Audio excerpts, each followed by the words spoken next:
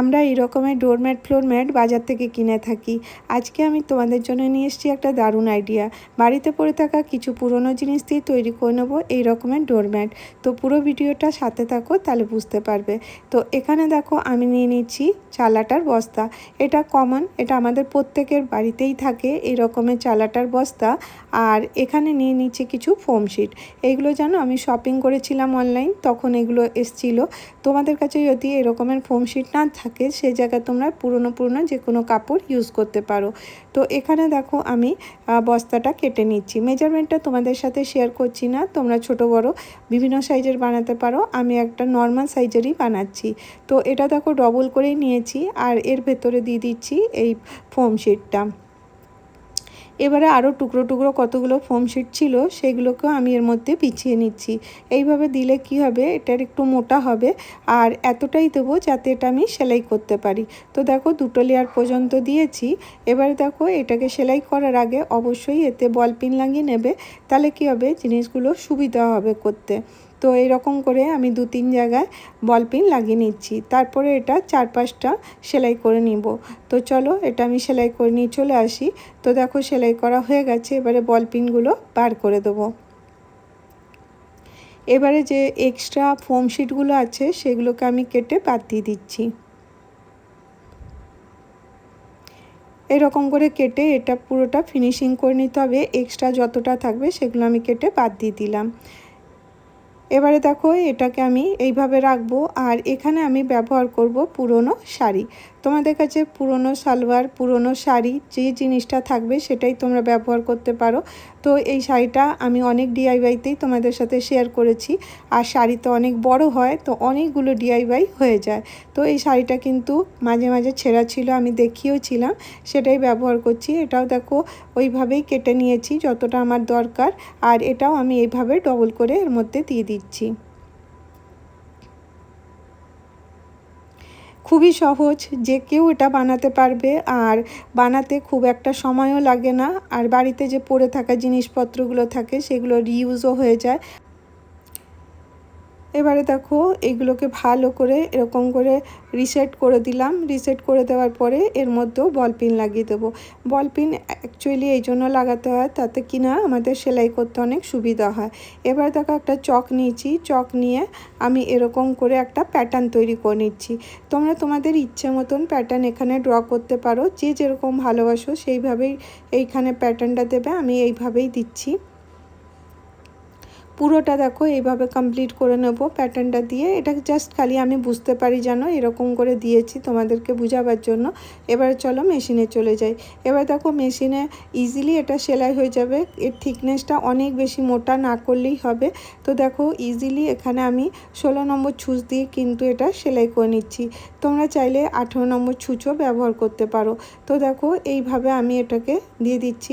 তো যখন এটা সেলাই করছি তোমরা দেখতে পাচ্ছ খুব সুন্দর একটা ডিজাইন কিন্তু তৈরি হচ্ছে।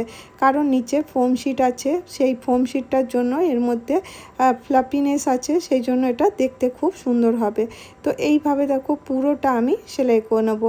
আর এক্সট্রা সুতোগুলো এখান থেকে কেটে দেবো। তো এটা পুরোটা সেলাই করে নিয়ে আমি চলে এসেছি। এবারে দেখো একটু এক্সট্রা কাপড় আমি এই জন্য রাখি যাতে সেলাইতে কম না পড়ে। আর যখন এটা রেডি হয়ে যায় এক্সট্রা যে কাপড়টা আছে সেটা আমরা কেটে বাদ দিয়ে দেবো।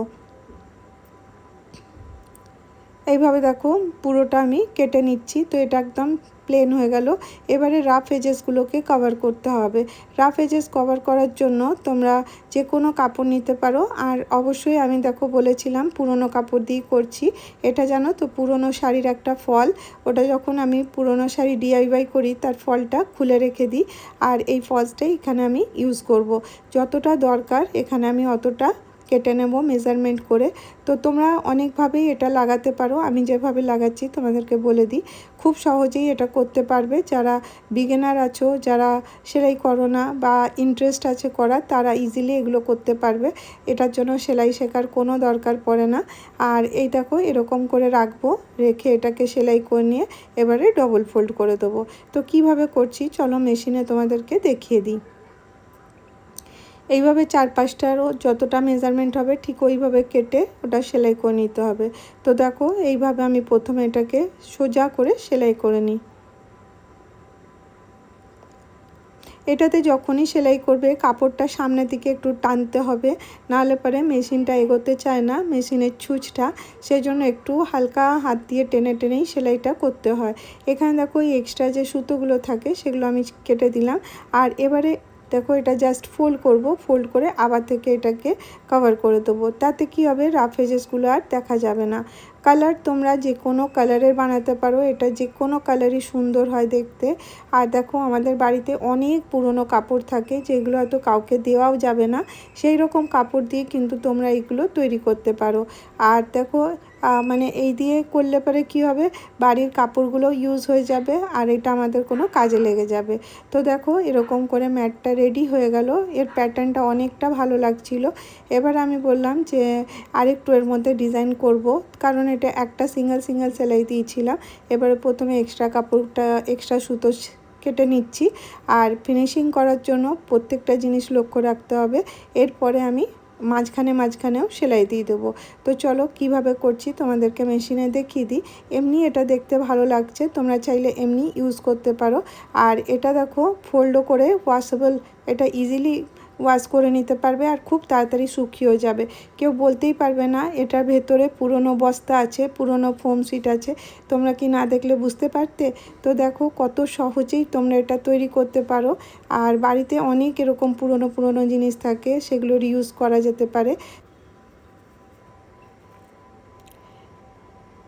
এবার দেখো মেশিনে এসে গেছি। এর প্যাটার্নটা আরেকটু আমি আলাদা করতে চাইছি, যে এর ভেতরেও আমি লাইনগুলো ড্র করে দেবো। তাহলে এবারে কী হবে, সেলাই করে দিলে এটা আরও সুন্দর লাগবে দেখতে। তো তোমরা তোমাদের হিসেব মতন ইচ্ছে মতন প্যাটার্ন তো করতেই পারো। তো এইভাবে যতটা কাপড় লাগানো আছে অতটা পর্যন্তই করব, পুরোটা সেলাই করব না। আর এখান থেকে কেটে দিচ্ছি। এইভাবে দেখো পুরোটা কমপ্লিট করে নেব।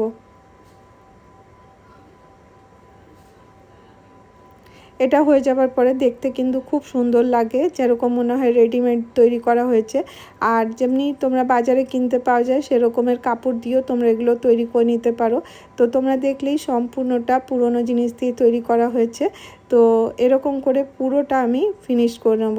তো দেখো পুরোটা আমি রেডি করে নিচ্ছি।